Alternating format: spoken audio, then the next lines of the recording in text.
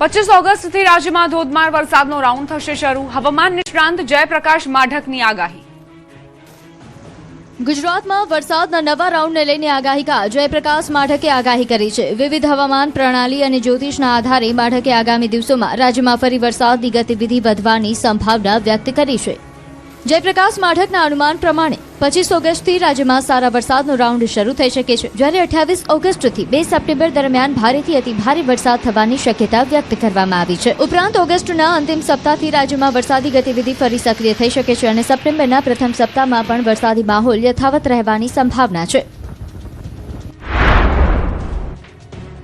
જેથી 28 ઓગસ્ટથી 2 સપ્ટેમ્બરના સમયગાળામાં ભારેથી અતિભારે વરસાદ થવાની સંભાવના રાજ્યમાં રહેલી છે.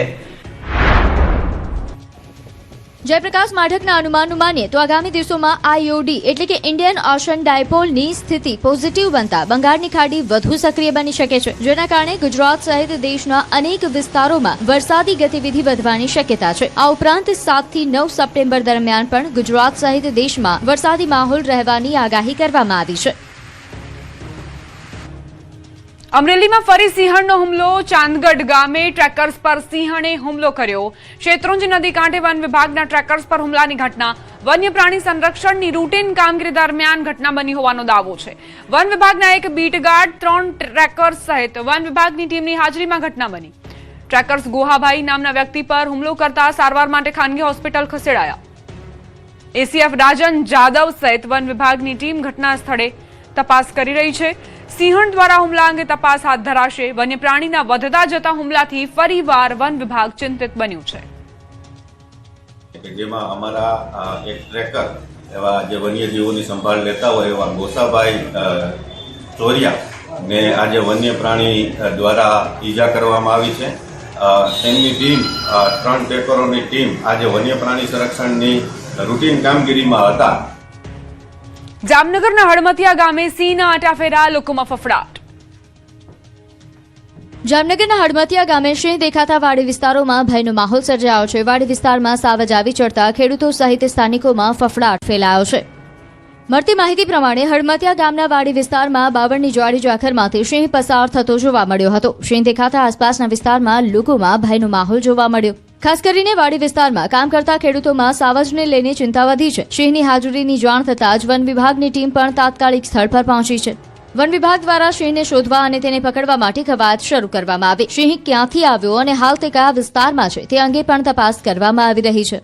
હાલ વન વિભાગની ટીમ દ્વારા સિંહની ગતિવિધિઓ પર નજર રાખવામાં આવી રહી છે. બીજી તરફ વાડી વિસ્તારમાં જતા ખેડૂતો અને સ્થાનિકોને પણ સાવચેત રહેવા અપીલ કરવામાં આવી. સુરતમાંથી ઝડપાઈ હાઈ પ્રોફાઇલ દારૂ પાર્ટી. 8 યુવતી સહિત 22 નબીરા ઝડપાયા. સુરતમાંથી ફરી એકવાર હાઈ પ્રોફાઇલ દારૂ પાર્ટી ઝડપાઈ. પોલીસે દારૂ પાર્ટી કરનારા 21 થી 27 વર્ષના કુલ 22 નબીરાઓને ઝડપી લીધા, જેમાં 8 યુવતીઓ પણ સામેલ છે. ડુમસમાં બાપુજીની વાડી સ્થિત જશ્ન વિલામાં યુવક યુવતીઓ જશ્ન મનાવી રહ્યા હતા, ત્યારે જ પોલીસે રંગમાં ભંગ પાડ્યો અને તમામને મોઢા છુપાવવાનો વારો આવ્યો.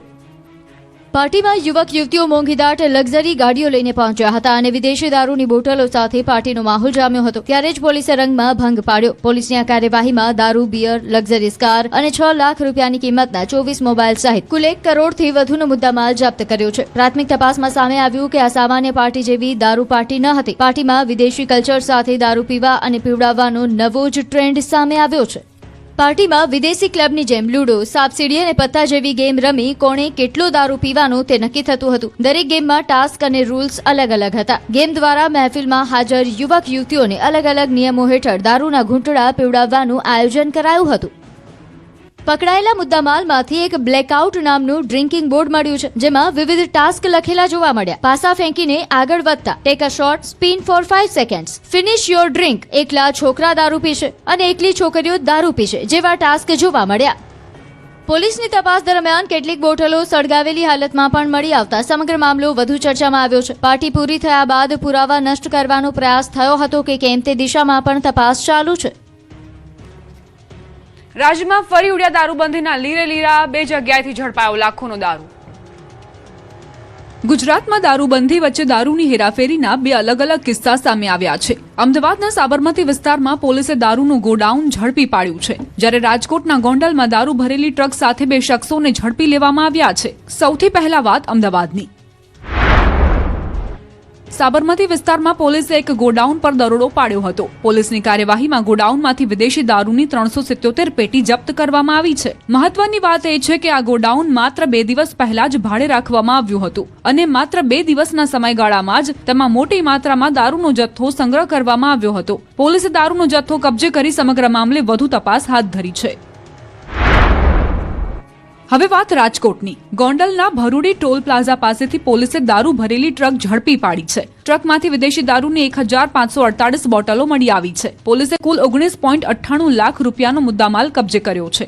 દારૂની હેરાફેરી માટે ટ્રકમાં ખાસ ચોરખાનું બનાવવામાં આવ્યું હતું. પોલીસે 1 વર્ષથી ફરાર આરોપી અને તેના સાગરીતને ઝડપી પાડ્યા છે. આ કેસમાં મધ્યપ્રદેશથી દારૂ મોકલનાર અને કેશોદના પ્રાસલીથી દારૂ મંગાવનાર શખ્સને વોન્ટેડ જાહેર કરાયા છે.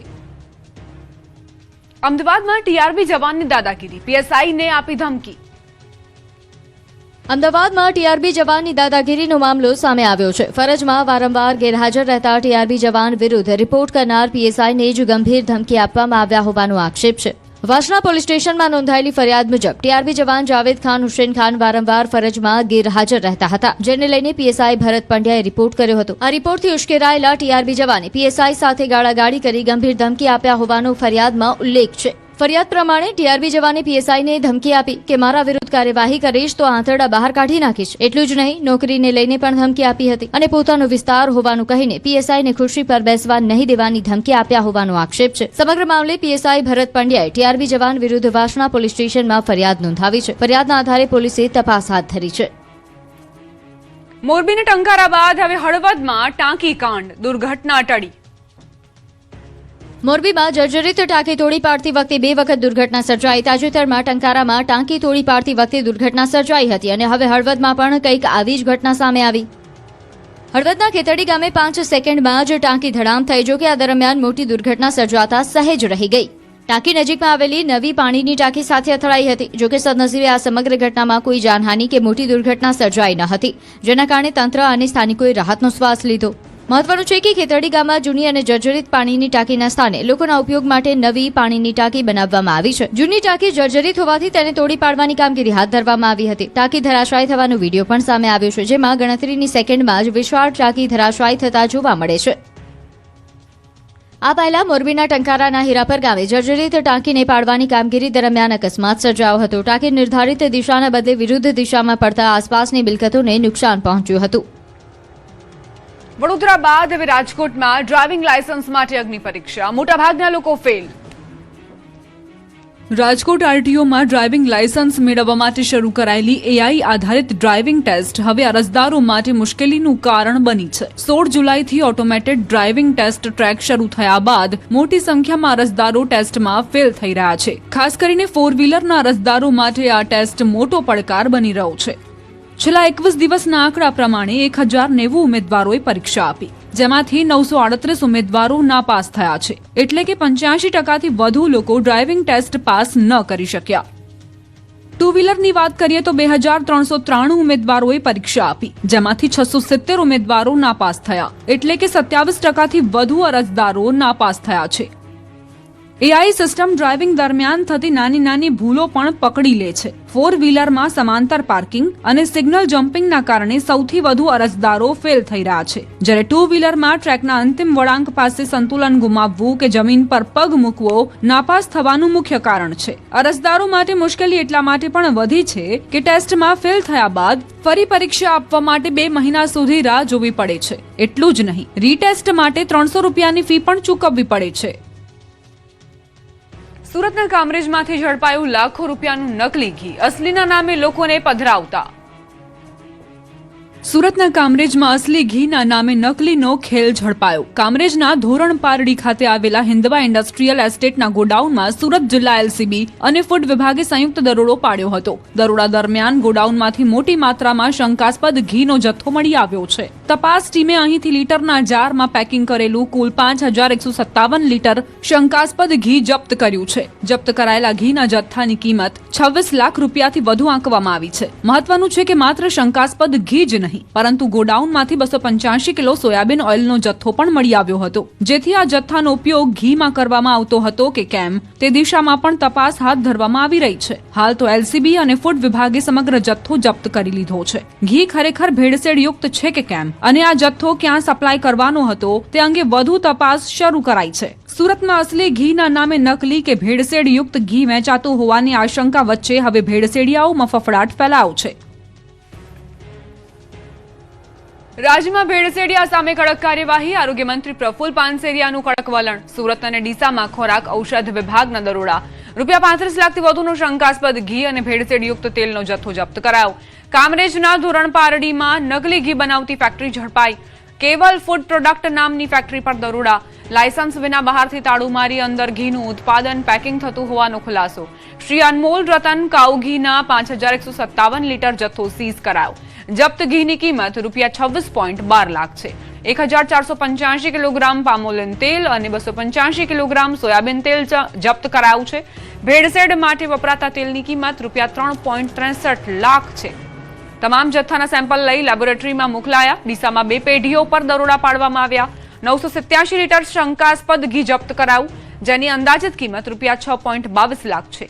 Food safety and standard act 2006 હેઠળ કાર્યવાહી કરાઈ છે. ભેળસેળિયાઓ સામેની ઝુંબેશ વધુ કડક બનાવવાની મંત્રીની ચેતવણી.